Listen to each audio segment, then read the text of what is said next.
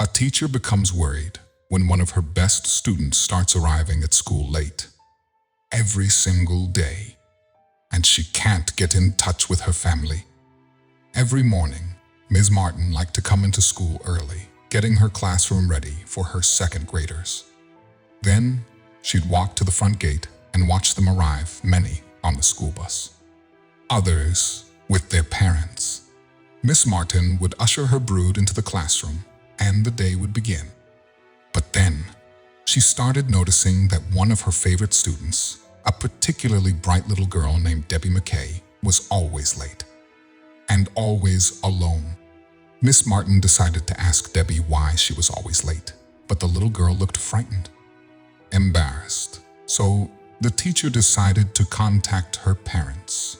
She called Debbie's mom's cell phone, then her dad's, but there was no answer.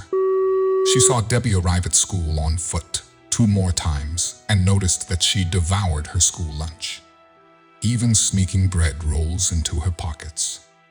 The child was obviously going hungry. Something was wrong, and Miss Martin decided it was time to take action. First, she spoke to the headmistress. "Mrs. Dalton, I think Debbie may be abused. She's definitely neglected. She even steals food from the cafeteria. We need to help her." Mrs. Dalton agreed, and the 2 women decided it was time to ask for help from the police and child services.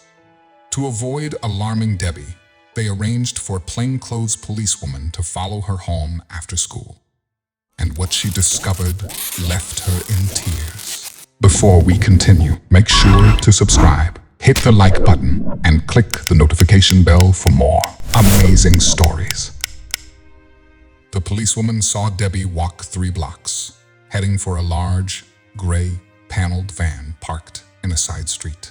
Debbie opened the van door and went in. The policewoman sneaked up and peered inside. Inside the van was a mattress, pillows, bags, and boxes that looked like clothes. Lying on the makeshift bed was a pale, thin man. Debbie was feeding him a roll and giving him a carton of milk to drink. Debbie saw the policewoman peering into the van and screamed. The policewoman immediately tried to calm her down. "Please don't be scared, Debbie. I'm a policewoman, and I'm here to help you." Immediately, Debbie became very pale.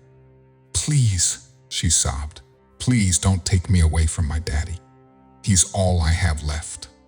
The policewoman approached the man on the mattress and saw that he was burning up with fever. "Debbie," she said gently, "I'm going to get your daddy to a hospital, okay? The doctors can help him." Debbie was shaking, sobbing uncontrollably. So the police asked Miss Martin to come and speak to her. "Debbie," Miss Martin said softly, "we all want to help you and your daddy. Won't you tell me what happened?" Debbie whispered, "Do you promise you won't take me away?" Miss Martin nodded, and Debbie explained. "My mommy died last year. She had COVID. And then my dad lost his job. He was a chef, and the restaurant closed down. So we had to move out of our house. And we lived in the van. My dad got day jobs sometimes, and we did okay. But then he got really sick and can't even move the van." Miss Martin put her arms around Debbie. "Hush, honey. It's going to be all right. Your daddy is in the hospital, and the doctors are going to help him." The doctors told Miss Martin and the police that Mr. McKay was very ill indeed. He was severely malnourished. The doctors thought he had been giving all his food to Debbie, which had left him very weak. It would take a long time for Mr. McKay to recover his strength. He needed good food and rest. Miss Martin was shocked. A man had starved himself to feed his daughter, and she knew so many who wasted food. Miss Martin started a GoFundMe page, sharing the story of how Mr. McKay had sacrificed everything so Debbie could eat, and how Debbie had tried to care for her sick daddy. People were shocked and deeply moved by McKay's story. and donations poured in.